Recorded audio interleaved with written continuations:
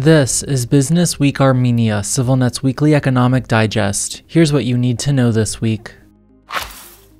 Russia's largest telecommunications company has sold off its Armenian subsidiary a week after the Armenian government blocked the firm from completing an internal restructuring. In a press release this week, MTS confirmed it had finalized a deal selling 100% of its shares in Viva MTS to Fedilco Group, a Cyprus-based company ultimately controlled by Zhe Zhang of China and Konstantin Sokolov of Russia. For its part, Viva MTS said in a separate press release, Fedilco plans to cede a 20% stake in the mobile network operator to the Armenian government, citing its strategic importance for the country. No timeline or additional details were immediately given. The sale and surprise handover of shares came just a week after Armenia's regulatory agency blocked MTS from dissolving an intermediate entity, which would have left the company as Viva MTS's direct shareholder. The Public Services Regulatory Commission cited opposition to the restructuring in Armenia's high-tech industry ministry over national security concerns. It marks the end to a lengthy back and forth between MTS and the PSRC, which blocked the telecoms provider from selling off its Armenian subsidiary last year before backtracking months later and allowing the sale to proceed.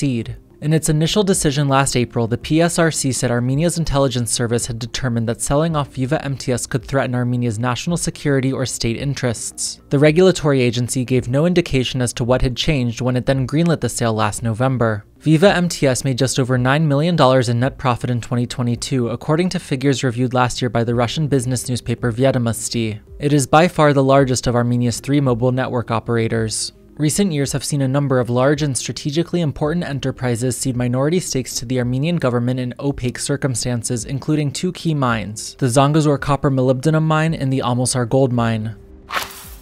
One of Armenia's largest hydroelectric power plants came under new ownership 2 years ago, though this had not been reported in the country until CivilNet's Armenian team broke the story this week. In a more than $2 billion deal in 2022, the US private equity firm KKR acquired Contour Global, the British power generation company that took 100% control of the Vorotan hydropower cascade from the Armenian government a decade ago. Shortly after the deal went through, Alvina Abajian, a relative by marriage to Armenian Foreign Minister Ararat Mirzoyan, took over as Vorotan's general manager. Despite the deal's impact on the ultimate ownership of the 404-megawatt plant, which produces some 13 to 15% of Armenia's total energy, it had not been previously reported by the country's media. Contour Global's takeover of Vorotan in 2014 marked the first multi-million-dollar Western investment in Armenia's energy sector, and to this day, the power station remains one of the few major enterprises in Armenia that is not under Russian control. In its latest review of public sector finances last year, the Armenian government said Vorotan's fiscal risk status remains considerable given the company's financial condition, even while noting that the plant has turned a profit every year since 2021.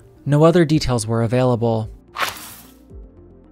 You can also check out CivilNet's latest story on Estonia's e-residency program and the Armenian entrepreneurs taking advantage of the program to start and grow their businesses. The full write-up is up now on our website.